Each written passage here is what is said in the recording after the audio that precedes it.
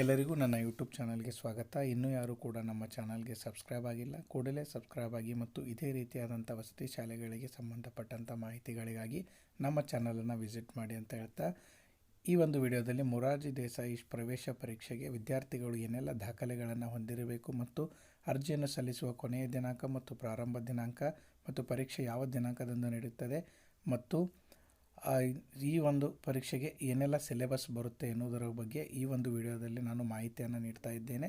ವಿಡಿಯೋವನ್ನು ಸ್ಕಿಪ್ ಮಾಡದೆ ಕಂಪ್ಲೀಟಾಗಿ ನೋಡಿ.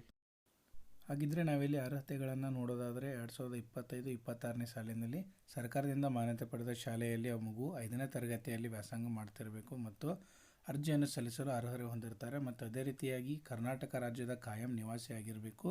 9ರಿಂದ 13 ವಯೋಮಿತಿಯನ್ನು ಹೊಂದಿರಬೇಕು ಆ ಒಂದು ಮಗು. ಅದೇ ರೀತಿಯಾಗಿ ದಾಖಲೆ ಪರಿಶೀಲನೆ ಸಂದರ್ಭದಲ್ಲಿ 5ನೇ ತರಗತಿ ಉತ್ತೀರ್ಣವಾಗಿರುವ ಅಂಕಪಟ್ಟಿಯನ್ನು ಹೊಂದಿರಬೇಕು. ಅಂದ್ರೇನು, ಈ ಒಂದು ಪರೀಕ್ಷೆಯನ್ನು ಉತ್ತೀರ್ಣ ಆದ ನಂತರ ಅಲ್ಲಿ ದಾಖಲೆ ಪರಿಶೀಲನೆಗೆ 5ನೇ ತರಗತಿ ಉತ್ತೀರ್ಣ ಅಂತ ಅಂಕಪಟ್ಟಿಯನ್ನು ಮಗು ತೆಗೆದುಕೊಂಡು ಹೋಗಬೇಕು. ಅದೇ ರೀತಿಯಾಗಿ ಮಗು ಅರ್ಜಿಯನ್ನು ಸಲ್ಲಿಸಲು ಕುಟುಂಬದ ವಾರ್ಷಿಕ ಆದಾಯ ಎಷ್ಟಿರಬೇಕು ಅಂತಂದರೆ, ಪರಿಶಿಷ್ಟ ಜಾತಿ ಪರಿಶಿಷ್ಟ ವರ್ಗದವರಿಗೆ 2,50,000, ಹಿಂದುಳಿದ ವರ್ಗ ಪ್ರವರ್ಗ 1 2,50,000 ಮತ್ತು ಹಿಂದುಳಿದ ವರ್ಗ 2A 2B 3A ಮತ್ತು 3B ಈ ಒಂದು ವಿದ್ಯಾರ್ಥಿಗಳಿಗೆ ಅವರ ಕುಟುಂಬ ಆದಾಯ 1 ಲಕ್ಷವನ್ನು ಹೊಂದಿದ್ದವರಿಗೆ ಈ ಒಂದು ಮೊರಾರ್ಜಿ ಶಾಲೆಗೆ ಅರ್ಜಿ ಸಲ್ಲಿಸಲು ಈ ಒಂದು ವಿದ್ಯಾರ್ಥಿಗಳು ಅರ್ಹರಾಗಿರ್ತಾರೆ.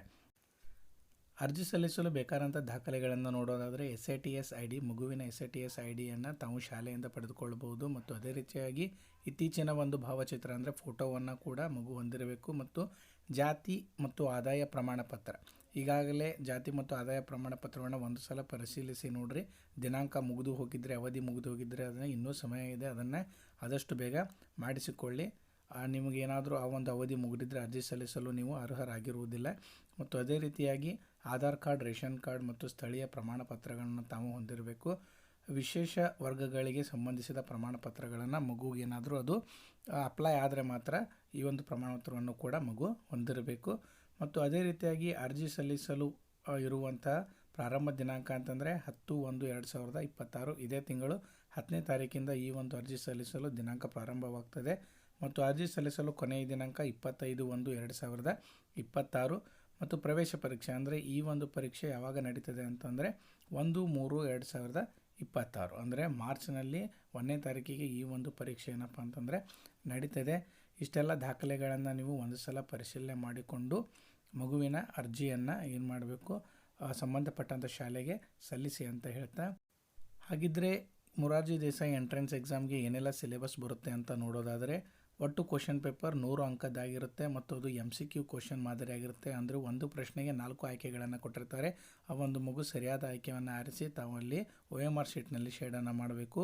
ಕನ್ನಡ ವಿಷಯದಿಂದ 20 ಅಂಕಗಳು, ಇಂಗ್ಲೀಷ್ನಿಂದ 20 ಅಂಕಗಳು, ಗಣಿತದಿಂದ 20, ಸಮಾಜ ವಿಜ್ಞಾನ 20 ಮತ್ತು ಸಾಮಾನ್ಯ ವಿಜ್ಞಾನದಿಂದ ಒಟ್ಟು 20 ಅಂಕಗಳ ಪ್ರಶ್ನೆಯನ್ನು ಈ ಮಗು ಈ ಒಂದು ಪ್ರಶ್ನೆ ಪತ್ರಿಕೆಯನ್ನು ಬಿಡಿಸಬೇಕಾಗ್ತದೆ. ಮತ್ತು 100 ಅಂಕದ 100 ಪ್ರಶ್ನೆಗಳಿಗೆ ಉತ್ತರಿಸಲು 120 ನಿಮಿಷ ಸಮಯಾವಕಾಶ ಇರುತ್ತೆ. ಅಂದರೆ ಒಟ್ಟು 2 ಗಂಟೆಗಳ ಕಾಲ ಈ ಒಂದು ಪರೀಕ್ಷೆ ನಿರ್ವಹಿಸ್ತದೆ. ಮತ್ತು ಅದೇ ರೀತಿಯಾಗಿ ಪ್ರಶ್ನೆ ಪತ್ರಿಕೆಯು ಕನ್ನಡ ಹಾಗೂ ಇಂಗ್ಲೀಷ್ 2 ಭಾಷೆಯಲ್ಲಿಯೂ ಕೂಡ ಇರ್ತದೆ. ಮಗು ಯಾವುದು ತನ್ನ ಭಾಷೆ ಸುಲಭವಾಗ್ತದೆ ಆ ಒಂದು ಭಾಷೆಯಲ್ಲಿ ಪ್ರಶ್ನೆಯನ್ನು ಓದಿ ಅರ್ಥವನ್ನು ಮಾಡಿಕೊಳ್ಬೇಕು. ಮತ್ತು ಅದೇ ರೀತಿಯಾಗಿ 90% ಪ್ರಶ್ನೆಗಳು 4 ಮತ್ತು 5ನೇ ತರಗತಿಯ ಪಠ್ಯ ಆಧಾರಿತವಾಗಿರುತ್ತವೆ. ಅಂದ್ರೇನು, ಮಗು ಏನಪ್ಪ ಅಂತಂದರೆ 4ನೇ ತರಗತಿಯ ಭಾಗ 1 ಭಾಗ 2, 5ನೇ ತರಗತಿಯ ಭಾಗ 1 ಭಾಗ 2 ಎಲ್ಲ ವಿಷಯಗಳನ್ನು ಸಂಪೂರ್ಣವಾಗಿ ಅಭ್ಯಾಸವನ್ನು ಮಾಡ್ಕೋಬೇಕು. ಈ ಒಂದು ಪಠ್ಯ ಆಧಾರಿತ ಪ್ರಶ್ನೆಗಳು ಮಾತ್ರ ಈ ಒಂದು ಪರೀಕ್ಷೆಯಲ್ಲಿ ಬರ್ತವೆ. ಎಲ್ಲ ವಿದ್ಯಾರ್ಥಿಗಳು ಚೆನ್ನಾಗಿ ಅಭ್ಯಾಸ ಮಾಡಿ ಅಂತ ಹೇಳ್ತಾ, ಈ ಒಂದು ವಿಡಿಯೋವನ್ನು ನಿಮ್ಮ ಸ್ನೇಹಿತರೊಂದಿಗೂ ಕೂಡ ಶೇರ್ ಮಾಡಿ ಅಂತ ಹೇಳ್ತಾ, ನಾನು ಪ್ರಶ್ನೆ ಪತ್ರಿಕೆಗಳನ್ನು ಕೂಡ ಸಾಲ್ವ್ ಮಾಡಿ ಈ ಒಂದು ನನ್ನ ಚಾನಲಲ್ಲಿ ಹಾಕ್ತಾ ಇರ್ತೀನಿ. ಚಾನಲನ್ನು ಸಬ್ಸ್ಕ್ರೈಬ್ ಮಾಡಿಕೊಳ್ಳಿ ಅಂತ ಹೇಳ್ತಾ, ವಿಡಿಯೋವನ್ನು ಕಂಪ್ಲೀಟಾಗಿ ನೋಡಿದ್ದಕ್ಕೆ ತಮಗೆಲ್ಲರಿಗೂ ಕೂಡ ಧನ್ಯವಾದಗಳು.